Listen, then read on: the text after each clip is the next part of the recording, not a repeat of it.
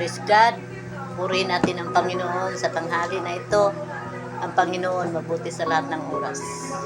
Manalangin muna tayo mga kapatid. Tagal ako din nagsishare sa inyo.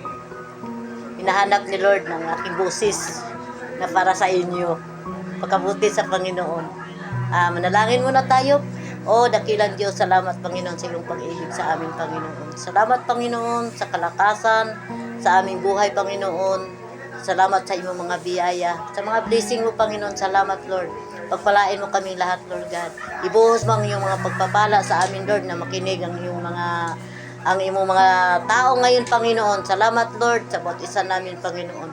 Salamat Panginoon sa iyong katalinuhan na binigay mo sa akin. Pahiram sa iyong kaalaman Panginoon. Salamat Lord sa oras na ito. Purihin ka namin. Tinataas namin ang iyong pangalan sa oras na ito. Ang i-share ko sa inyo, remember you, remember me. Makita sa verse Ecclesiastes 12:1. Kung meron kayong Bible ngayon, kung walang Bible, basahin na lang nyo. Ipahayag ko. Remember, naalala ba ninyo ang iyong mga kabataan pa kayo? Naalala ninyo kung ano kayo? Ngayon, ipaalaala ko sa inyo na ang ating mga unang panahon o ngayon na panahon na sa Panginoon sa atin na paglingkuran natin ang Panginoon. Remember, sa una wala ka pang Diyos sa buhay. Alalahanin natin ang Panginoon na i-prosper ka niya para makilala natin ang Panginoon sa buhay natin. Alalahanin natin pero di na bukas. Ngayon ang ating alalahanin sa ating buhay kay mahal tayo ng Panginoon. Sabi sa Matthew 7:21, hindi lahat tumatawag sa Panginoon. Panginoon ang kapasok sa kaharian ng Diyos. Ganon din ang isang tao. Kung tumawag ka ng Panginoon, kundi malinis ang iyong sarili, di ka sasagutin ng Panginoon sa buhay natin. Kasi makasalanan ka eh. Kailangan ngayon, sabi ng Diyos, kung mayroon na tayong Diyos sa buhay, alalahanin natin ang Panginoon kung ginaano tayo sa Panginoon, ating buhay. Binigyan tayo ng lakas, binigyan tayo ng sa Panginoon, kung ano mang mga hiningi natin sa Panginoon.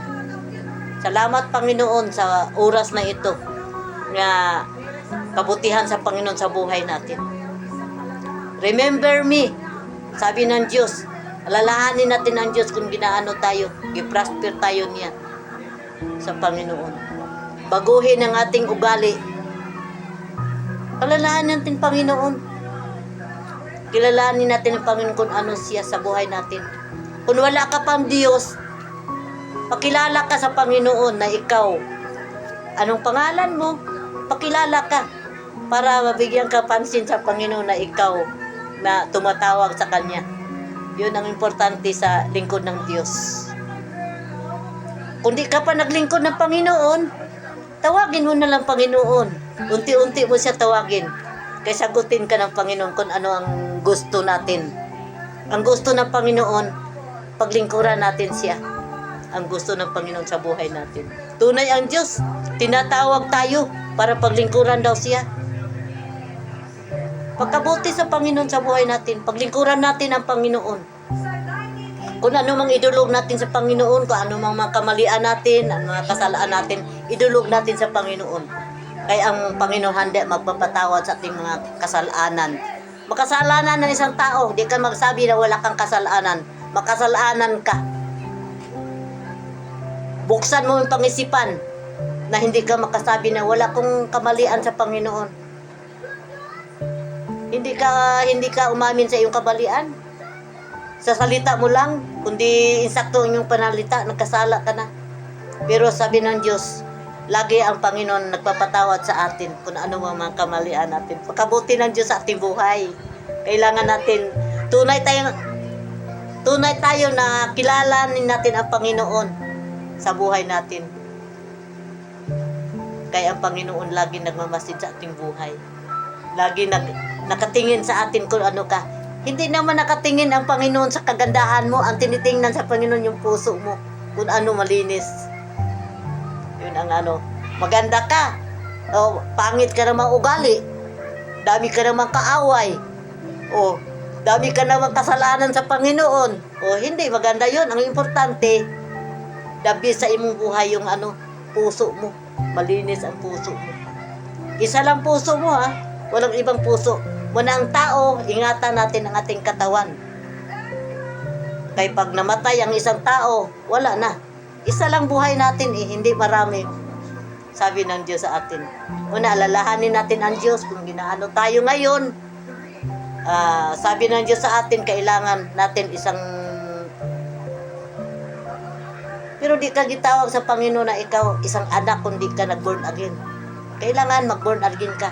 Silyuhan ka sa Panginoon na anak ka niya. Yun ang tinatawag na anak ka niya. Di ka tawagin kung ano, na di ka nagpasilyo sa Panginoon, hindi ka nag-born again. Yun ang isang patataya ng Diyos. Kilalahanin natin si Kristo sa buhay natin. I-ensure natin ang ating buhay sa Panginoon. Nakita yung mga anak. Yun. Ngayon, di mo kilala si Kristo sa buhay mo, pakilala ka. Sabihan mo, ako si Petra, ako si Pedro. Kilala ka sa Panginoon. Yun ang importante. Limit mo ang Panginoon sa buhay mo. I-close mo ang Panginoon para makilala mo siya. Di ka niya bibiguin kung anumang mga gusto mo sa buhay. Di ka mapipilyor basta mayroon kang Diyos sa buhay. Hawakan mo si Kristo sa buhay mo. Nga si Kristo na sa puso mo. Si Kristo na sa buhay mo. Siya lang mag-isa sa buhay mo. Walang iba paglingkuran natin. Si Kristo lamang, kapatid. Si Kristo lamang. Forever si Kristo sa puso mo. Hindi lang forever ang siyuta mo, boyfriend mo, girlfriend mo. Hindi lang forever sa puso mo. Dabi si Kristo kasi siya nagbigay sa lahat. Siya nagbigay ng buhay sa iyo. Kung wala si Kristo sa buhay mo, wala. Kung namatay ka, saan ka papunta? Sa impyerno, sabi ng Diyos sa atin Kailangan pa-insert ka sa Panginoon kasi si Kristo nagbigay sa lahat. Nakakatuwa ang Panginoon sa buhay natin.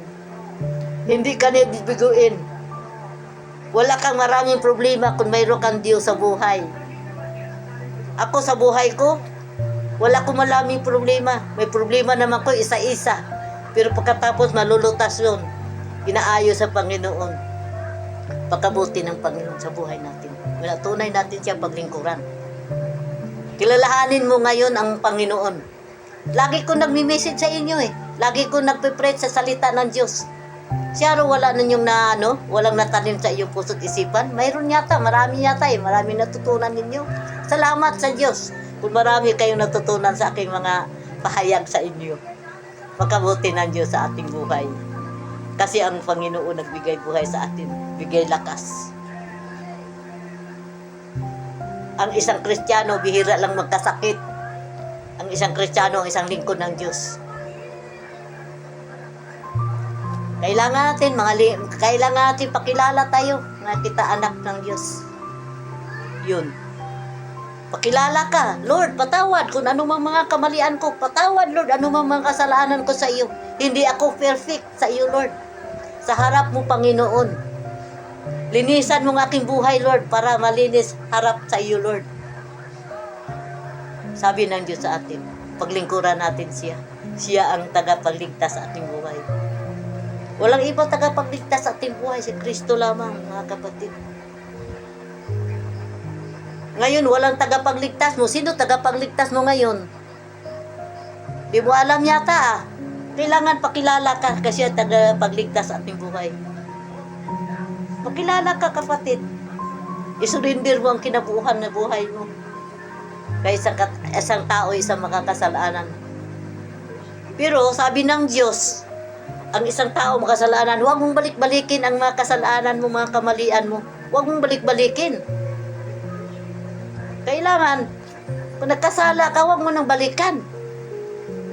Para na-insert ka sa Panginoon, para tanggapin ka sa Panginoon. Bawat tawag mo, sasagutin ka ng Diyos. Hindi ka niya bibiguin. Binibigo ka man sa mga bagay na hindi mo tanggap. Kasi may diferensya. May diferensya sa buhay mo. Kasi marami yata kang mali. Yun ang kuan sa Panginoon sa atin. Muna